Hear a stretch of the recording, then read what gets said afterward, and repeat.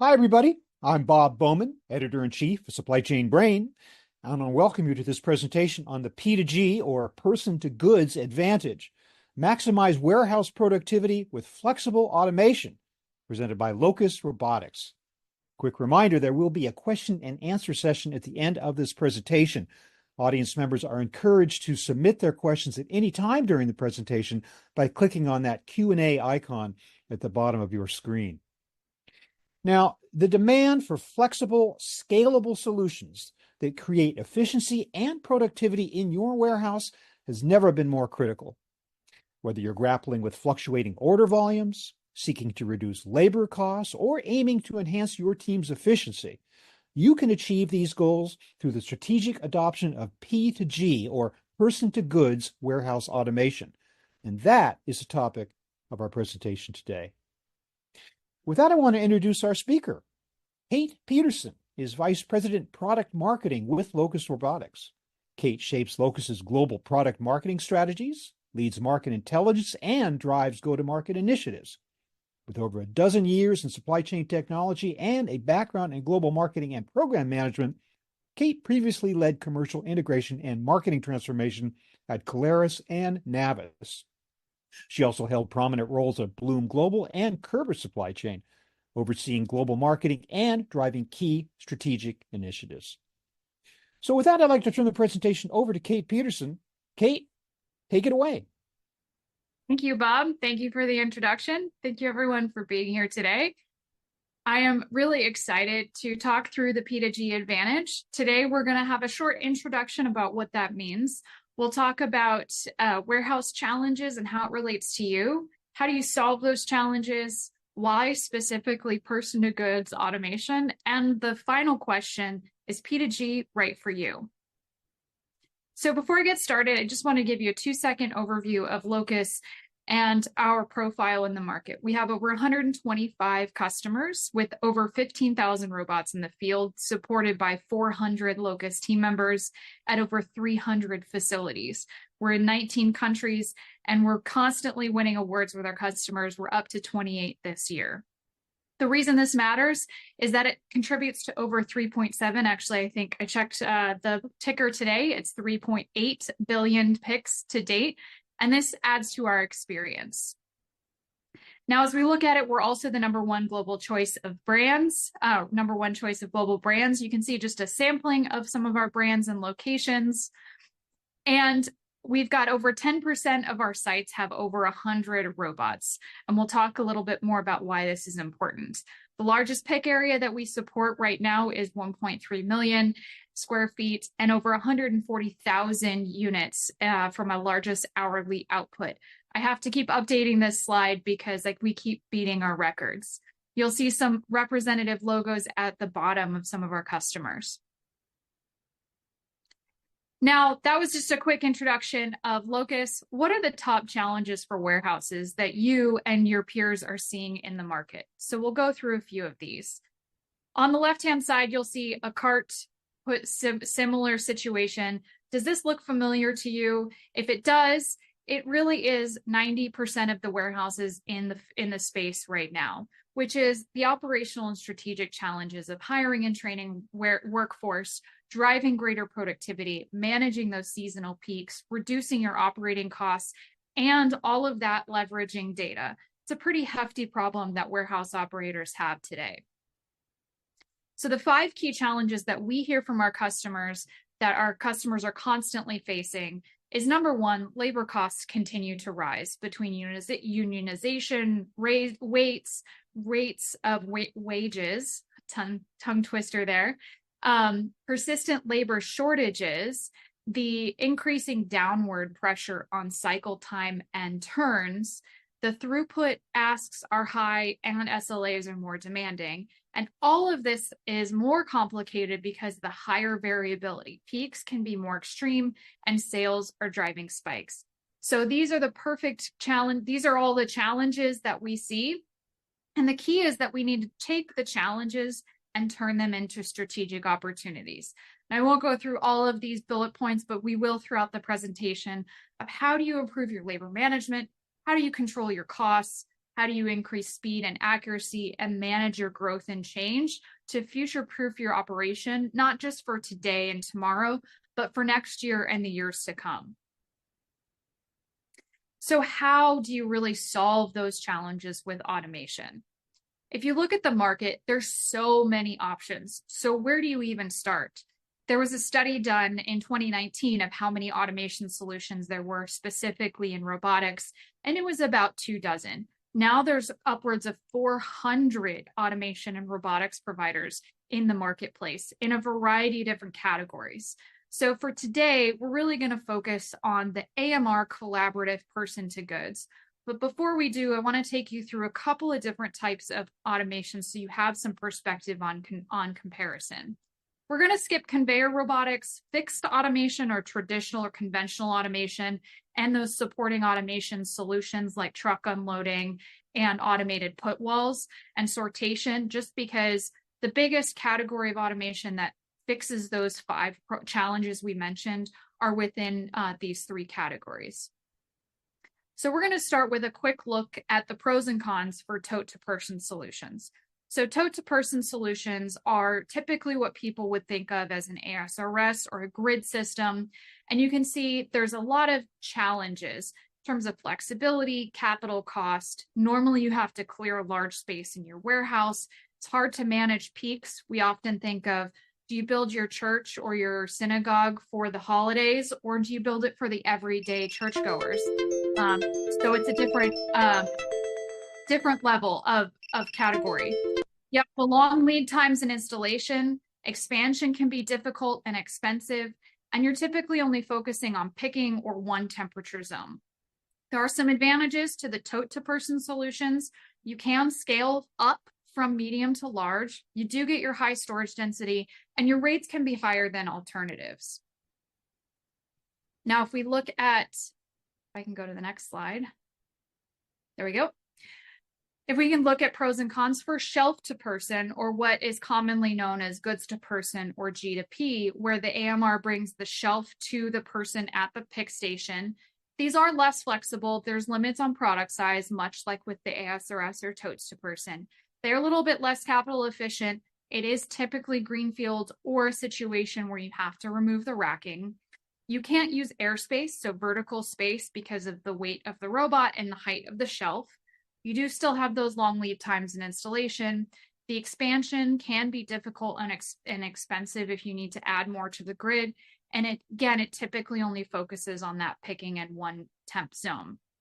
Some of the advantages, though, are, again, so that you can scale from medium to large deployments, you can adapt to your business changes, and your rates can be higher than alternatives. So those are a few pros and cons for the first 2 categories of automation that we're looking at. Now we're going to look at the pros and cons for P2G or person to goods collaborative AMRs, which is the primary discussion for today. Number 1, flexibility. You can have that variable fleet sizes, different use cases and product types. We'll talk about that. Greenfield or brownfield, vertical expansion like on mezzanines, multiple floors or pick towers. You can align it to OpEx instead of capital expenditure. You can install in weeks and train in minutes to hours. Adaptable to changes in environments, as in cold storage and ambient storage. All SKU types. It safely operates alongside human workers, and you have your actionable intelligence. Now, one of the cons is that UPH rates can be slightly lower because you still have people within your facility, but as I'll show you later, you'll have some better ROI. So that's a high level from a category. We're going to talk now about why specifically P2G. So I mentioned all those key reasons. We're going to spend a little bit more time to go next level deeper on that. So number 1, flexibility. Flexibility really matters. So as we talked about at the beginning, warehouse demand is constantly changing. If you look at the shape of units going through facilities, this is real live data. You can see units per week. It changes. It goes up, down, trends upward, massive peaks and spikes. That can even change within a week or even a single day. So again, you can see Cyber Week has a massive impact. or even shape of day when you're meeting certain sales or certain SLAs. So how do you solve for that? There's several key considerations for flexibility. Number one is flexible capacity. So ask yourself questions like, can you add capacity on the fly? Can you flex a section for 3PL tenant or move automation within your facility? Can you ramp up for peak? Question number two about flexibility is functionality, like multiple operations profiles, different use cases, integration with other automation technology, and a flexible business model. Can you deploy quickly and get regular updates as your business needs evolve? So those are three of the key considerations for flexibility. Now we're going to look at scalability. Scalability and extensibility is that ability to not only scale up and down, but also out from door to door. So if you look at a scalable implementation, you can see that your goal might be to automate the entire facility, but you only have the capacity or the resources. A lot of us have restrictions on how many IT resources we have, or how much capital is available, or how much time to do phased approaches. So you can start with phase 1, phase 2, and phase 3 to reach that full goal of your implementation. Now, the other thing is, from a technology standpoint, can your platform scale? So this is a video from a real life customer site that is doing picking, put away, and counting, and direct to packing. There's over 700 robots. Each of those little dots is a robot carrying an order to pack out, carrying an empty carton to get items picked into, or carrying inventory to be put away. This facility is doing 200,000 units a day in over 1 million square feet. Now, the key I want to highlight on this is, just because you think that you can do this physically, you have to have a system that can handle it from a technology perspective, or like a system perspective. So handling all of those calls, and then data, which we'll get back to in just a moment. Now, I mentioned extensible, so automation for every use case. So as you look at the warehouse, I mentioned you can scale up, you can scale down for when peak seasons go down, but you also want to be able to scale out. So you want to maybe potentially start your facility on each picking, then move into case picking, then you can move into point-to-point transport, and then you can move into reverse logistics, inbound, put away. So you don't have to eat an entire elephant as a boa constrictor might try to do. You might want to break that down into little pieces to make it more digestible, both for you, your staff, and your customers. Now, don't just take it from me, take it from one of our customers. They are doing simultaneous multi-level batch and discrete picking. So this is DHL. One of their facilities in particular has over 300 robots across 3 different picking floors, about 150,000 square feet per floor. And they're typically doing 60 to 80,000 UPD, upwards of 200,000 during peak performances. So you want to look at a company, look for existing customers of your provider as well, to see what that capability is and how often they're doing it from a proven perspective. Now, the third category is fast ROI, combined with making sure that it's greenfield or brownfield. So fast ROI makes a big difference. If you look at what calculations make sense for automation, right? There is a cost for any automation or any improvement that you do, and then a benefit. So you really want to have 2x productivity driving 2x volume, right? So if you look at your typical reduction in cost per pick, if you look at before automation, typically it's about 30 to 50 cents, depending on your labor costs. This calculation is probably a couple of years a little bit older. You want to look at automation at least a 33% return on that. And the key is you don't just want to have that 1.5 million annual savings in typical shipping, 50,000 units per day. You really want to look at that from a fast perspective. So if you're looking at a P2G solution, you're looking at ROI that's typically achieved in 8 months or less within a year. The other key to that fast ROI is you're not waiting for a greenfield to be built and inspected and finished. You're not waiting to scrape your floor, take out all your shelving and all your inventory to put in new automation. You can really take that brown field that you currently have without disruption, simply by adding in robots. My little friends joined us there, where you can consider those incremental deployments. You can start on one floor, you can start on your mezz level, and all of this is important, keeping in mind the problem you're trying to solve if you go back to those 5 key challenges. So what's the right fit for your warehouse? You have the greenfield potential and you have the brownfield. So if you look at greenfield, as we mentioned at the beginning, ASRS or tote to person or goods to person or shelf to person is often greenfield only, and or you have to clear a large space in your warehouse, versus a P2G solution, collaborative AMR follow bot, is green or brown. So you really want to look for a right solution that will permit you to automate in either situation. Now, this one is often not talked about as much as I think we probably maybe should, is worker safety. So as you think about what's happening in your facility, safety really does matter, and quality of life for your team members really does matter. If you think about augmenting your workflows with human scale collaborative AMRs, you really want to look at AMRs that can operate anywhere that humans can walk, whether it's a mezzanine, a narrow aisle, low ceilings, all of those things. But you also want to be able to optimize the flow across your multiple levels, minimize your congestion, and maximize a term that we like to call pick velocity, which enables the throughput boost of automation while preserving your SKU availability of your existing storage methods. Now, I know that's a lot, word salad there, but basically we like to think that you have 100% inventory availability as long as it's stocked or needing to be stocked.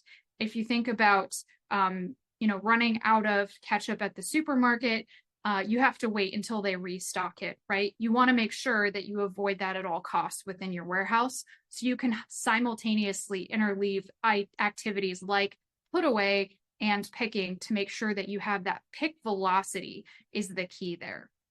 And you're not waiting to dig a tote out or a bin. When I say that people can be in the same environment as the robot and the robot can do the same thing, there's a lot of different nuances to this. I'll show you in quick succession. Leapfrog, they can move from one pick to the other. Two-way, where they can pass. Redirection, so they don't have to go down the full aisle. They can maneuver around people and obstacles, or you can adjust the routes due to the blocked paths. So this is kind of thinking about humans and robots in the same environment and imitating human behavior within a robot. Again, don't just take it from me, take it from one of our customers, Geodis, where they are doing batch and discrete picking, and they're also doing put away and returns. They saw an 180% increase in productivity, 42 days from the kickoff of the project to go live. They have only 30% trading time compared to manual carts. The touches during the returns process were reduced by 3 steps, and they have the highest levels of labor retention that they have. If you want to read the full case study, the QR code is available on your screen. And they have about 60 origin bots, and they flex up and down depending on which season they're in and which customers they're dealing with. Now, work density, which is pick density's older brother. Work density really matters. How much work are you getting done in your facility at any given time, right? You pay for the space. You don't want that space to go unused. So you really want to be able to maximize your vertical space and your pick density at the same time. A couple of just different shots of some example mezzanines from around the world. But you want to look at whether you already have a mezzanine, you're planning to have a mezzanine down the road potentially. You can automate all of it or even part of it on your own schedule using P2G. You don't have to take it down. You don't have to reinforce it in many cases. As long as a human can walk there, a person to goods robot can as well. So you really want to think about optimizing your storage capacity, your pick density. You can do things like batch picking, pick and pass, put away, discrete picking, all within the same thing, because productivity really matters at the end of the day to make sure that you're maximizing all of the space within your warehouse. I like to show video because, as you guys can see, it speaks more than 1,000 words. So I love to show examples of our customers using the solution in real time. So things like optimizing this pick tower, you can see there's different facilities that have robots on different levels. They're doing things like batch picking or pick and pass, which is passing an order from the top of the, top of the pick tower all the way down to the bottom as it completes. Having your entire e-commerce store in your pick tower, being able to scale up and move bots from floor to floor to floor, just like you would staff, so that you can really move what matters within the facility to optimize that work density.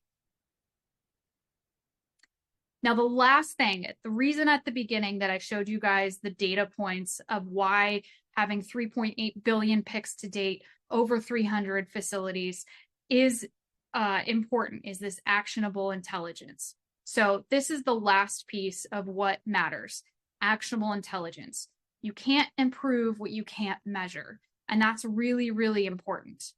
So if you think about your facility and all the pieces of data and information and activities that are going through your facility, you want to be able to monitor and track all of that in both real time and historically.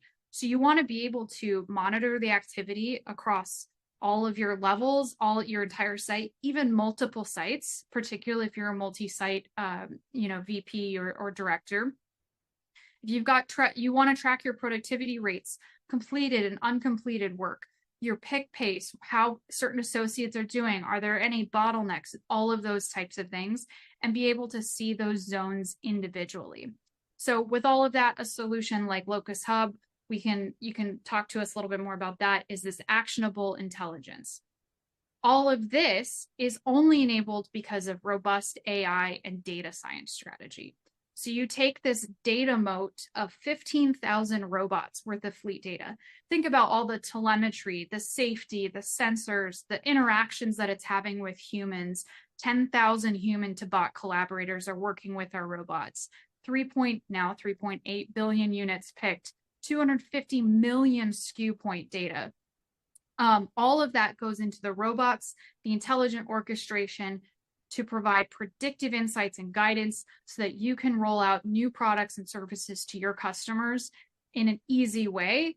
And all of this contributing to your productivity, your reduced cycle time, your decrease in training time, cost per pick, and less wasted walking time. So I'll show you a little preview of what that looks like. So you really want to take the lid off your warehouse and look at all of the data points and how you can make it get better.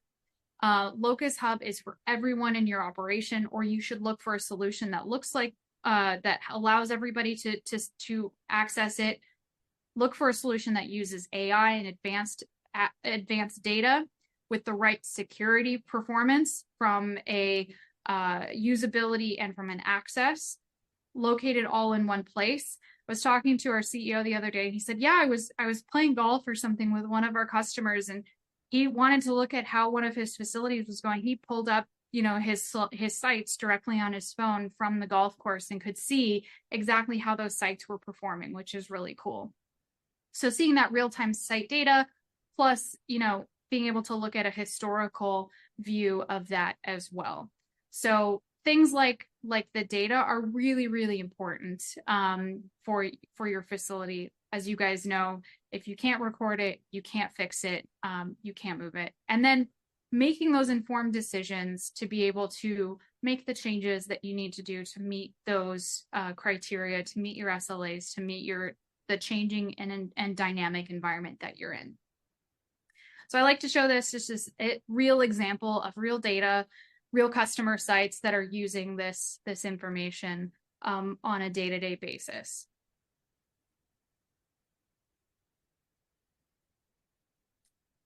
So that's why P2G automation. Now, the last section that I really wanted to touch on quickly is is P2G the solution for you? So ask yourself a few key questions. Do you have the luxury to have unused space and resources? Think airspace, think floor space, and potentially your whole warehouse in downtime or unused work density. Can you scale up quickly in response to your changing demands? So we've got peak season coming up. It's already here for many of our customers. As we ramp up for the holidays, ramp up for winter, can you scale up to meet those demands and maybe dial it back down a little bit when you're not at your max capacity? What level of inventory availability do you need? Are you okay with things getting dusty and hard to reach if it's in long-term storage? Or do you need to be able to have that inventory availability all the time? And then think about what the most important factor is for you and your business when you're investing in warehouse automation. Is it meeting the peak demand? Is it the flexibility, the scalability, improving your productivity, or is it the use of capital, or all 5 of those? And if you're looking for what to look for in an AMR provider, we have 4 key criteria that we really recommend that people look for. Number 1 is proven implementations. As I mentioned, I could have told you all of this information, but if you talk to any of our customers, they would say the exact same thing, which is why I tried to show you as much video and customer case studies as I did. Do they have that proven expertise in real life operations? Everybody's warehouse is the same, but everybody's warehouse is so different at the end of the day. Number 2, robustness of product. So really the scalability, the ability to do those different use cases, handle that amount of data, that amount of activity, that scalability and extensibility that I mentioned, both up and out. And then financial stability. Are they able to continue to invest in the products, or are they a fly-by-night startup? There's a lot of really cool tech out there, but as you guys all know, sometimes it sticks and sometimes it doesn't. So having a provider that is financially stable. And I'll spend the last 2 seconds on the locus difference, which should be clear by now, but 15 minutes of training time. You can scale a fleet up and down. You're live in 6 to 8 weeks. RaaS, or Robots as a Service, is a OpEx all-inclusive monthly fee with easy integration and minimal infrastructure requirements. So this is fast deployment, day 1 productivity that really matters. And that's what I had prepared for today. Fantastic. Thank you so much, Kait, for that really detailed presentation. That was great. At this point now, we are going to enter into the panel discussion portion of our discussion, in which I have the privilege of asking Kait a few additional questions to kind of flesh out the subject. When we're done with that, then we will turn to the audience and take some of your questions. So again, you should be submitting those questions even as we're speaking now by clicking on that Q&A icon at the bottom of your screen.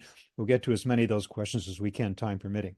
So, Kait, again, super compelling type of technology, but I wonder if you could just provide me with some insight into why a company would even choose to adopt AMRs, or autonomous mobile robots, as opposed to simply increasing the physical workforce. There's a lot of considerations, and increasing the physical workforce is, I think, typically what we've seen, right, in the industry, where we hire temp workers, or you bring on the more staff, more bodies. And as we mentioned, there's just a massive challenge with getting more people, right? We have a generational shift where we have people that are retiring or no longer able to work. We have younger people. We have people that are choosing different careers and maybe don't even know about warehousing and supply chain, right? So they're not choosing it. And then you have the competition on wages. We literally have had our CEO was on a very common distribution street last week, and he was saying down the road they were offering $25 an hour, and the warehouse across the street was offering $25.50. And if you're constantly going back and forth, you're not only fighting for those people, but you're fighting for their knowledge and their ability to maintain a smooth operation.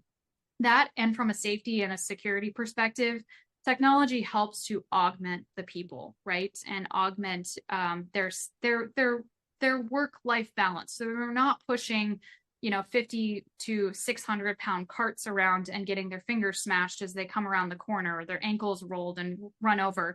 They're literally staying in a much smaller area, walking about a third of the time that they typically would walk, and just moving product from point A to point B instead of having to do the full, what we saw in the beginning with the big heavy cart. Well, what about going to the other extreme? Why would a company opt for AMRs as opposed to aiming for a so-called lights out facility, a fully automated operation? I get that question a lot, and it's a great question. There are definitely situations where that is the right answer for some companies, right? And I would be not somebody from the industry if I said, hey, every single situation is good for P2G, right? There are definitely situations where fully lights out or fully freezer, fully, full automation is the right move. There are drawbacks though, right? If you think about conventional and traditional automation, you're typically looking at a greenfield facility, you're looking at highly engineered, you're looking at a lot of capital expenditure and a lot of time and involvement to design and build out that facility. And once you've built out that facility, especially if you're looking at processes and manufacturing or something, those are stuck. You can't change those processes without a lot of cost. So for companies that are doing the exact same thing day in, day out, have very predictable demand, are not planning on scaling up or needing additional space, conventional automation might actually be the right move if they can put, $100 million into a facility and let it ride for 10 years.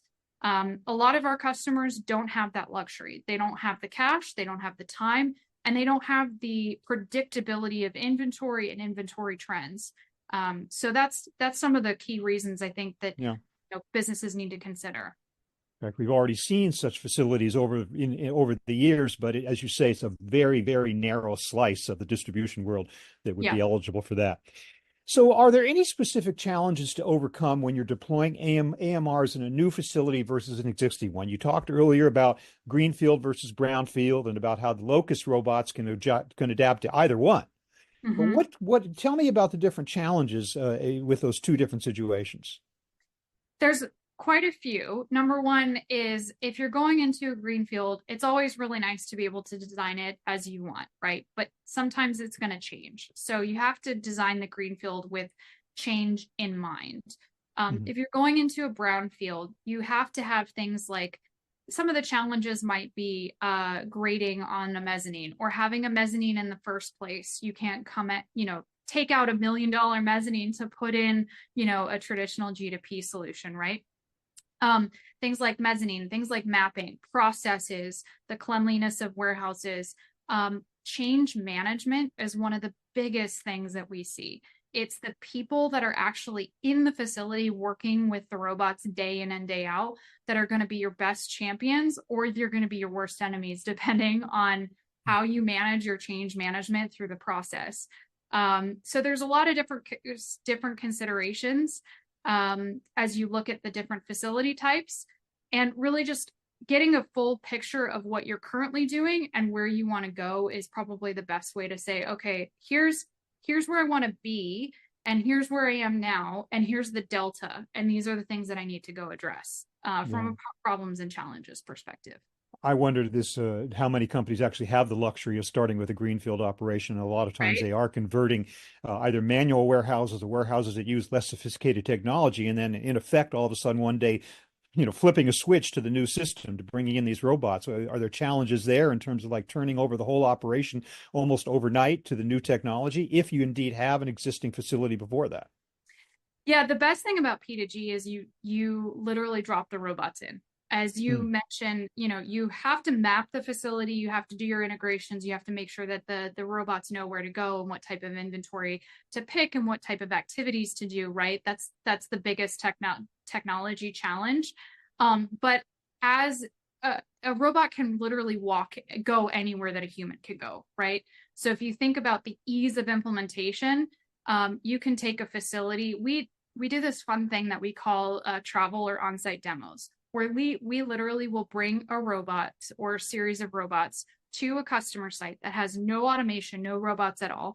And in 1 to 2 days, we will have that facility mapped, and we can demo a pick, a put, whatever, criteria that the customer is looking for within 1 or 2 days. Okay.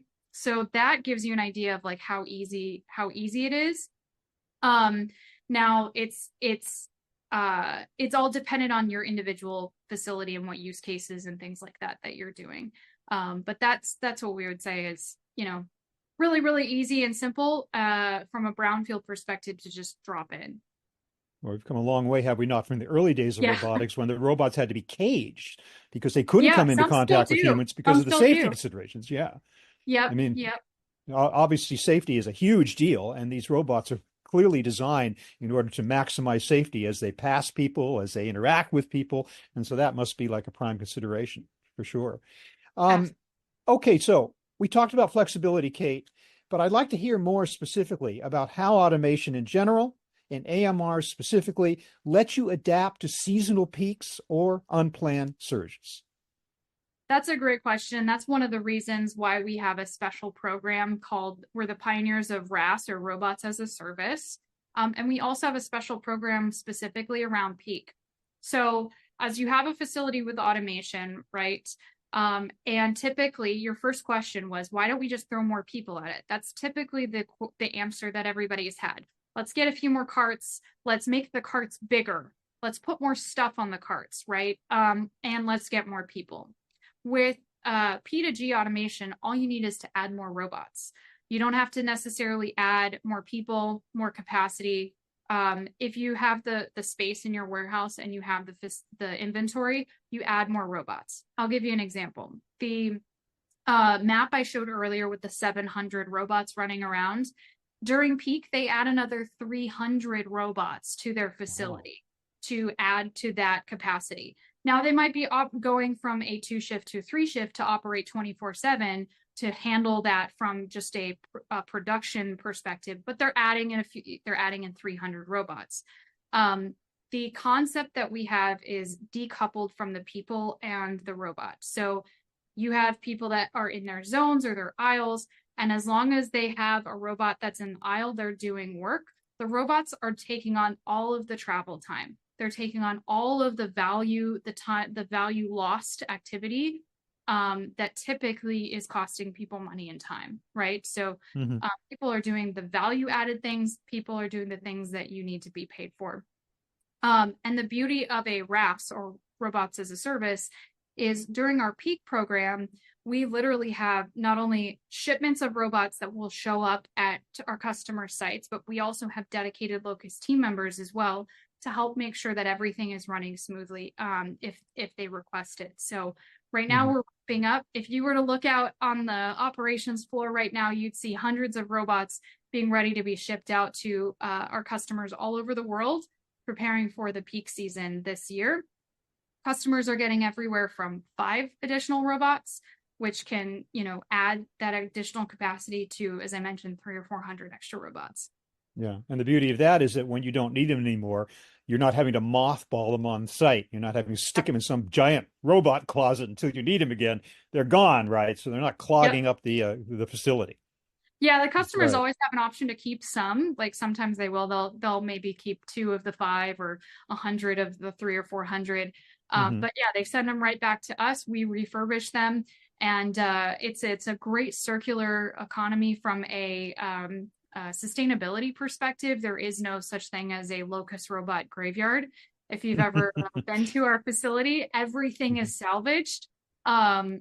And everything, some of our oldest robots are still out in the field, 7 to 10 years on. So it's a really cool model. It's a really cool, sustainability angle as well, that, you're not putting them in the graveyard. Sure. So what is the expectation, Kait, of how the purchase process should proceed? What should prospective buyers of the technology be ready for or understand? I think the biggest thing that buyers need to understand is what their number one challenges are. As we mentioned kind of at the beginning, there's certain facilities that are going to be better for different types of automation. As long as you understand your challenges and your specific needs from where you want to go strategically, that's number one. Number 2 is having data available. As we mentioned, it's really hard to measure and improve on things that you don't know is going on. So if you have an idea of, okay, this is where my data is not is not working, or this is where my pick performance is low, or I'm having a really hard time with staff retention, or my training time is 2 weeks, and these are some of the goals and objectives. Having that data available as you go through the purchase process is really going to help any automation provider be able to say, okay, we can reduce this or add to this productivity or add to this capability. So being ready and able to participate with the provider on data. I think the other thing to think about is, where are you headed from a long term? Think about things like security and your IT strategy. Cybersecurity is a huge issue these days, right? Yeah. You don't want to have your facility held hostage. So things like that are some of the key things to consider. But from a purchase process perspective, you should really think about working with a vendor that has proven implementations that can actually show you that they have done what you're looking to do, and have examples of that. Have a robust product, be able to handle the data, and have that financial stability, as I mentioned, and being able to demonstrate all 4 of those things through the purchase process, whether that's in presentations, on-site visits, RFIs, RFPs if required, all the way down to the demo and final paperwork. That's great. The ability to demonstrate ROI from the very beginning, or the expectation of ROI, is just crucial in getting executives to sign off on an investment of this kind. Are there any other factors, Kait, in your presentation that we might consider to be red or green flags when you're evaluating an AMR provider? I'd say a green flag is proven implementations. If customers are doing it and customers are sticking with it, that's a really good one. That's a green flag. Constant product and innovation and updates is another green flag. You constantly have to be adding new capabilities, new use cases, new technology. Adding things like we have a brand new vector coming out with new capabilities, right? Things like that will really help to extend. You don't want to just have the same robot for the next 10 years. I'd say red flags are, maybe a provider that can't demonstrate that they're certified from a security standpoint. Where is the data going to live? Who owns the data that's in that system? A provider that can't provide on-site support or support if something happens with your system or the services. One thing to look for that's a green flag is if they have a deployment plan or a customer success organization that's really dedicated to the customers. So those are a few of the things that I'd say are red and green flags. I think still the number one thing is flexibility, that ability to handle what you need in your facility, and understanding that expertise within the supply chain industry and warehousing in particular is going to go a long way with a vendor. Somebody who's worked in warehousing, who isn't, no shade on anybody from Silicon Valley, but not some kid in their garage that decided to create a warehousing or robot, to mow their grass and put it into a warehouse, right? Somebody that's from the industry, is really going to be able to understand the challenges that you're going through as a warehousing professional, that kind of thing. Great. All right, then. I think it's time to bring the audience in to a Q&A. We have, again, been soliciting audience questions all along, and we do have some that have come in, even as we are proceeding to answer those. Again, there's still some time for audience to submit additional questions by clicking on that Q&A icon at the bottom of your screen, and we will get to as many of your questions as we can, time permitting. So, Kait, here's one question here. Many companies fear that their facilities might not meet certain requirements for an AMR solution. How should a company approach this, and what would be a sign that AMRs are, in fact, the right step forward? I would say 99% of facilities can be a solution for AMR, depending on what level of automation you're looking at and what the payloads are. So a couple of things to think of. What are the processes that you're looking to automate, right? Are you looking to automate the pick process, whether it's case picking or each picking, or are you looking to automate pallet transport, right? Those are 2 very different challenges that you're looking to do. So number one is consider the use case. There's going to be certain use cases that are appropriate for AMRs. and others that are not. Number two is, I think if you look at your facility, how easy would it be for a person to do the job? How are you doing it now? And what solutions are in the market that can replicate that solution or solve it in a different way? One of the key things with P2G is that it solves things in a different way. It decouples robots and humans instead of keeping a human tied to a cart. So being open to those solutions. And then I'd say that the last thing is your organization ready for change? We talked about change management at the beginning a little bit.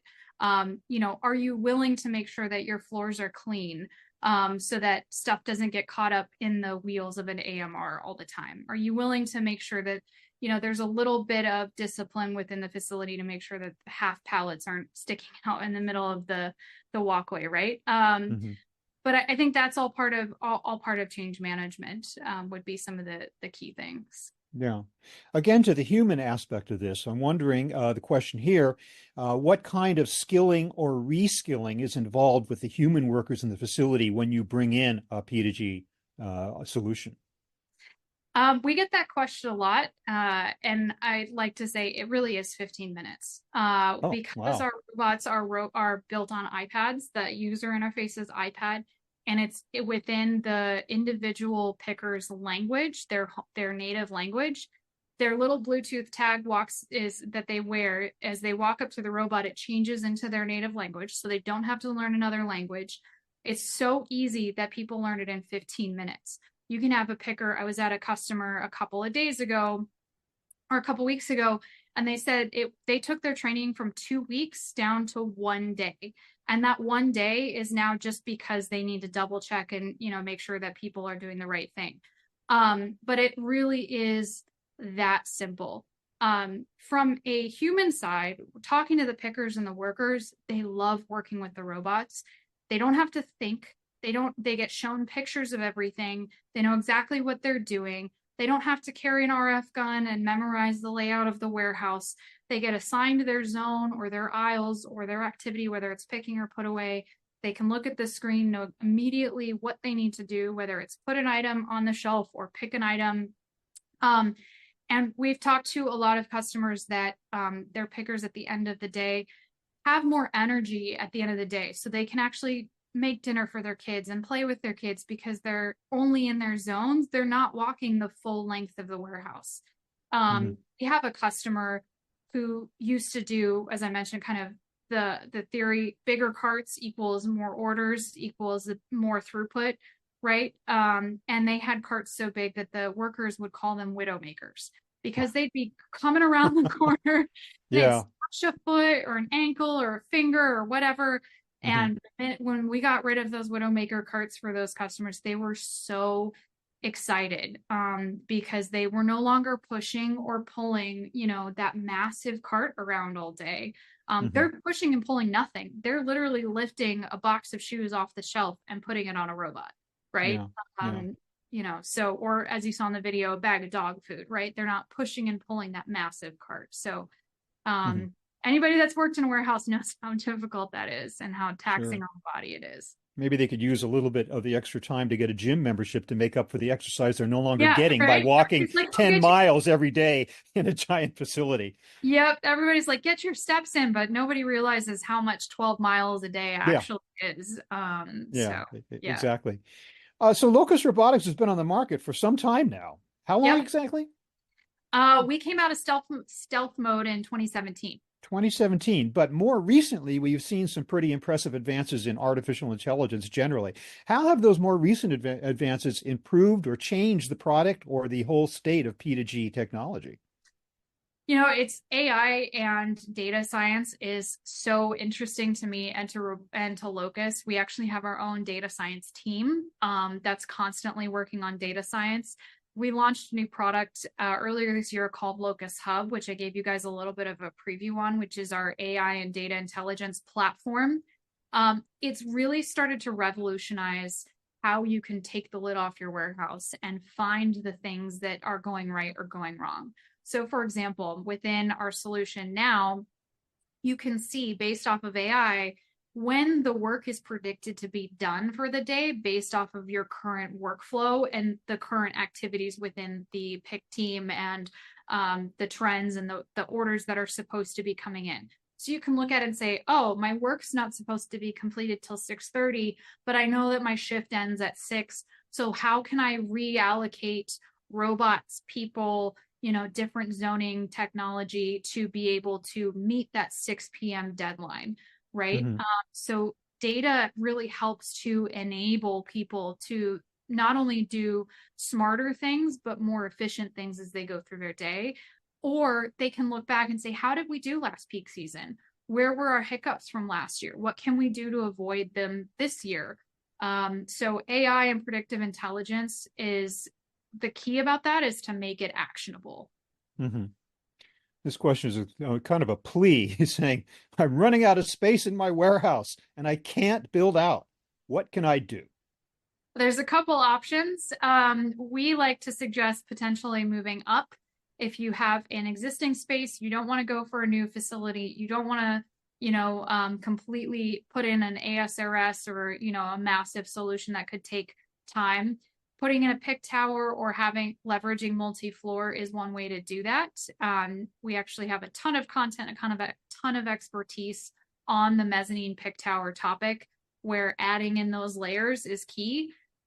If you guys have ever driven around in Boston, like I was doing last night, the GPS goes haywire when you're driving through the tunnels in the different areas. Mm-hmm. That's one thing that we figured out, is how to have that 3D space within the warehouse with our robots. So that's one way to do it. Another one is get a new warehouse. I mean, there's a lot of different options, but that's one way that our customers have found really successful. Okay. Well, I hate to say I've been fascinated by this conversation, this discussion, presentation. Unfortunately, we are just about out of time. We have time for just one final question, Kait, and here it is. Why use P2G automation for your warehouse? That's first of all. And secondly, assuming you're going to do it, what is the first step toward that acquisition and implementation that you need to take? Now, that's a really great question. I think there's 3 key things. The first thing is flexibility. Flexibility is the number one reason why you would choose P2G over any other solution, right? It enables you to change and be dynamic as with your business.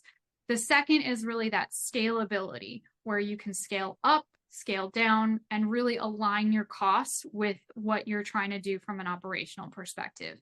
And I think the third is that extensibility, being able to take one use case, multiple use cases, dock door to dock door, figuring out how to add incremental improvement to your warehouse over time, because we're not all, most people don't want to do it all. Rome wasn't built in a day, as they say, right? Automation and warehousing is changing. So being able to extend your capabilities over time is good.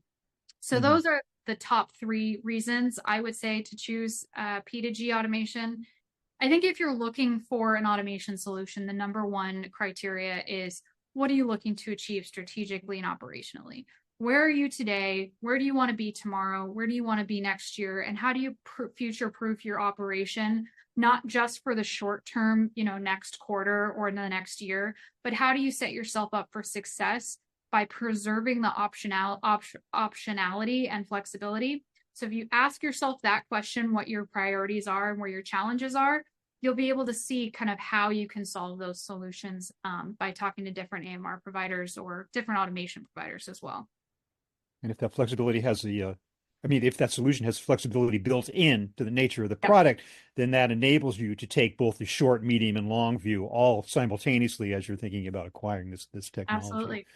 Fantastic. Well, again, Kait Peterson, thank you so much. That was such a great presentation, very educational, learning about P2G and where the state of the art in warehouse robotics right now. Really appreciate that, as well as our audience's participation. Thank you very much, audience, for your great questions. As something of a reward, we have something for you here. We have an ebook. To learn more about the benefits of P2G automation, you can scan this QR code here to download this ebook on person-to-person, person-to-goods automation. If you're unable to take a screenshot right now, don't worry about it. This will be sent to all webinar attendees at the conclusion of the presentation, which fortunately is right now. Once again, Kait, thank you, audience, everybody. Stay safe. Have a great day.